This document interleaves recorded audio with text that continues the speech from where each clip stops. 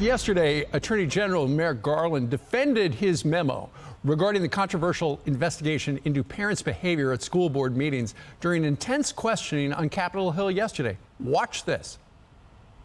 The Justice Department supports and defends the First Amendment right. That is not what the memorandum is about at all, nor does it use the words domestic terrorism. I can't imagine any circumstance in which the Patriot Act would be used in the circumstances of parents complaining about their children, nor can I imagine a circumstance where they would be labeled as domestic terrorism.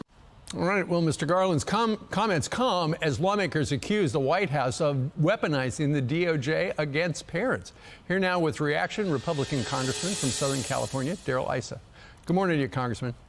Good morning, Steve. And there is nothing more intimidating than the Department of Justice going after you for what you say or do, right. Especially if you're just a citizen talking in front of a school board meeting.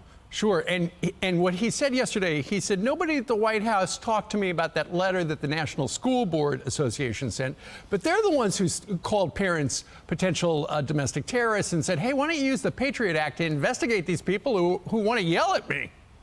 Well, we've got a lot of laws in America that have to do with timing, including insider trading. So when a memo like this goes out urgently 5 days after the event, pretty much you can see the chain of it took them 2 or 3 days to pressure the Department of Justice to move this way. And they may not have talked directly to the Attorney General, but somebody is in charge at the Department of Justice. As a matter of fact, yesterday it would have been nice if we'd had that person in front of us, since the Attorney General didn't know anything.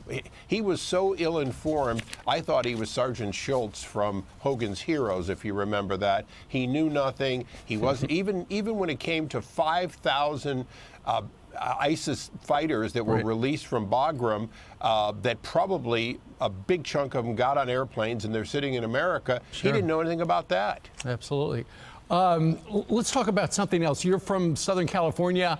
We know that the ports of LA and Long Beach are, they're backed up for months now with a record amount of stuff that needs to be offloaded from those container ships. How big a problem are the unions out there when it comes to getting the stuff off? Because Reuters had a poll that looked at 350 container ports around the world, and LA and Long Beach were absolutely at the end of efficiency.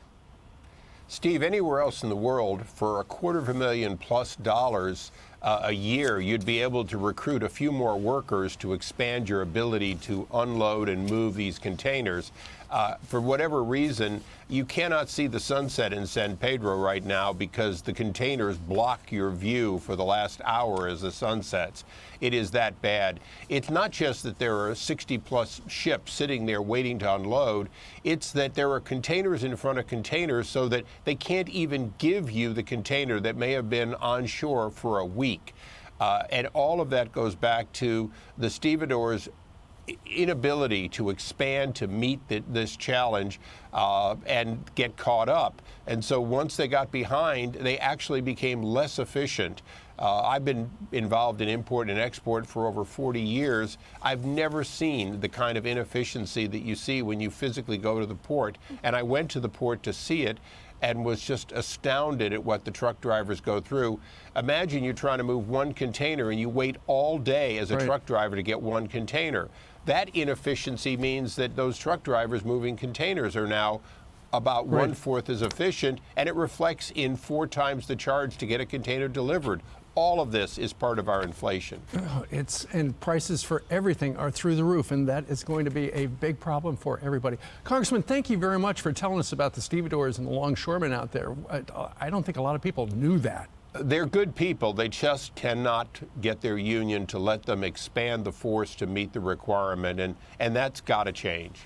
Well, the president was very proud of himself having talked them into working overnight, but maybe he needs to do a little more talking to them. Congressman, thank you. Thank you, Steve.